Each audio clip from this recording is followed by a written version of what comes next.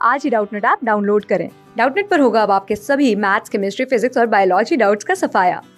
बस अपने क्वेश्चन की फोटो खींचो, उसे क्रॉप करो और तुरंत वीडियो सोल्यूशन पाओ। Download now. हेलो बच्चों, क्वेश्चन दे रखा है कॉलम ए और कॉलम बी में धारा विद्युत से संबंधित कुछ परिभाषाएं, वर्णन तथा सांकेतिक निरूपण दिए गए हैं। ठीक है बच्चों, ऑप्शन दे रखा है किसी सेल के टर्मिनल से परिमित प्रतिरोध के वोल्टामीटर को जोड़ने पर प्राप्त विभवांतर हमें बताना है क्या होगा। ठीक है, दूसरा दे रखा है बच्चों कि सेल रहित किसी बंद लूप से संबंध विद्युत क्षेत्र ई का रैखिक समाकलन अर्थात सदिश ई इंटू डीएल का मान बताना यहाँ पे क्या होगा।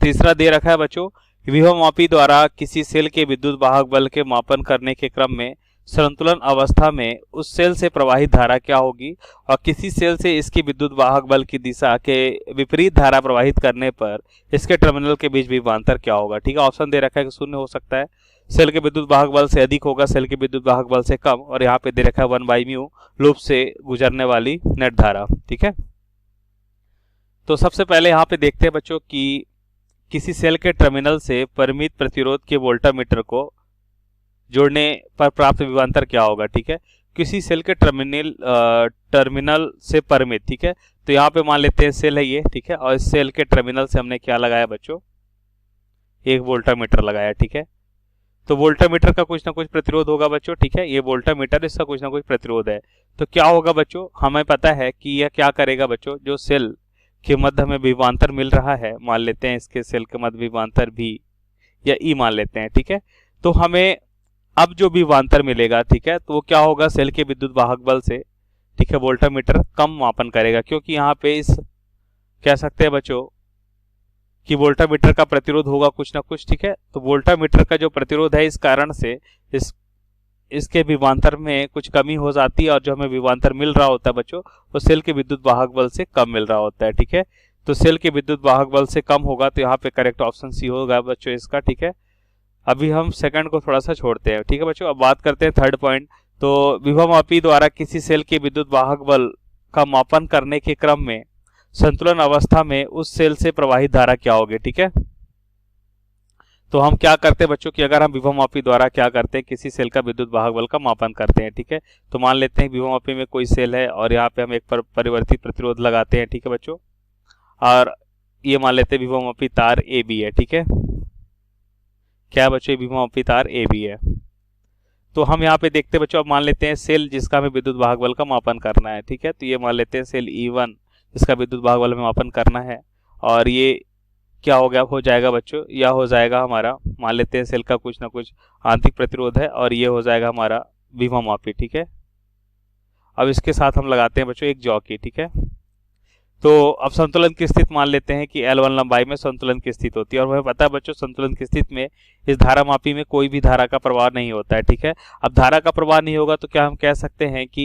इस विद्युत वाहक बल में क्या कोई धारा होगी बच्चों, नहीं होगी। ठीक है, तो हमसे ही पूछा जा रहा है कि विभवमापी द्वारा किसी सेल के विद्युत वाहक बल के मापन के क्रम में संतुलन अवस्था में उस सेल से प्रवाहित धारा क्या होगी बच्चों, तो इस सेल से प्रवाहित धारा शून्य होगी। ठीक है, तो यहाँ पे करेक्ट ऑप्शन इसका ए हो जाएगा, राइट।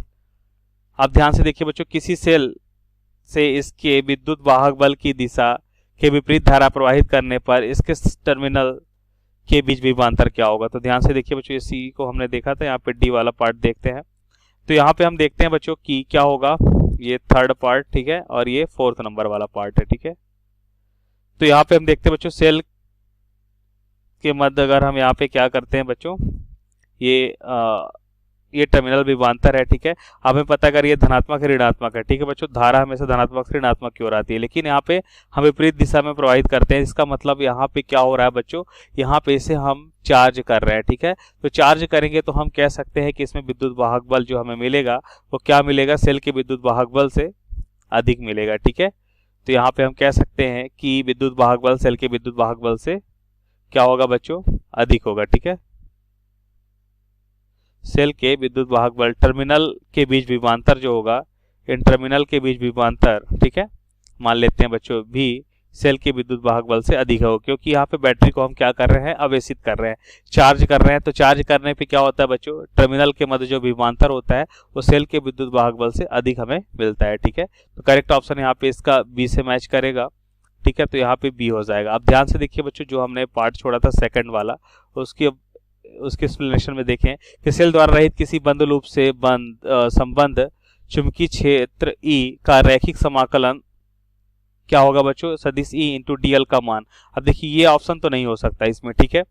अब यहाँ पे ये देखिए, ये वाला ऑप्शन जो है हम जानते हैं बच्चों कि एक चुंबकीय क्षेत्र के लिए यहाँ पे हम देखते हैं बच्चों, चुंबकीय क्षेत्र का अगर हम रैखिक समाकलन करते हैं तो म्यू इंटू आई होता है बच्चों, ठीक है, जहाँ पे आई क्या होता है कि लूप के अंदर से गुजरने वाली कुल धारा के गुणनफल के बराबर होते हैं, तो चुंबकीय क्षेत्र के लिए होता है, ठीक है। तो ये तो गलत है बच्चों, ठीक है। यहाँ पे अब एक ही ऑप्शन सही मिल रहा है, शून्य होगा।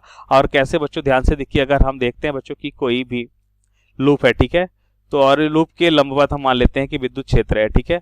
और यहाँ पे अगर हम देखें बच्चों, तो ये हो जाएगा, मान लेते हैं इसकी लंबाई dl है, छोटा सा पार्ट, छोटे से अल्पांश भाग की बात कर रहे हैं, ठीक है। तो लंबाई और विद्युत क्षेत्र हम क्या देख रहे हैं बच्चों, दोनों 90 डिग्री के कोण बना रहा है, ठीक है। तो यहाँ पे इसे हम लिख सकते हैं E into D L into cos 90, ठीक है बच्चों। और कोस 90 का मान क्या होता है, शून्य होता है, इसका मतलब इसका मान हमें शून्य के बराबर मिल सकता है। तो यहाँ पे करेक्ट ऑप्शन हमारा ए होगा, राइट। तो यहाँ पे इसे मैचिंग करते हैं बच्चों ए से, तो सी ए, और इसका भी ए होगा बच्चों थर्ड वाले का, और फोर्थ नंबर का हम यहाँ पे देखते हैं बच्चों बी है, ठीक है। सो थैंक यू बच्चों। क्लास 6 से 12 से लेके नीट, IIT, जेई मेंस और एडवांस के लेवल तक 10 मिलियन से ज़्यादा स्टूडेंट्स का भरोसा। आज ही डाउनलोड करें डाउटनेट ऐप या व्हाट्सएप कीजिए अपने डाउट्स 8400 400 400 पर।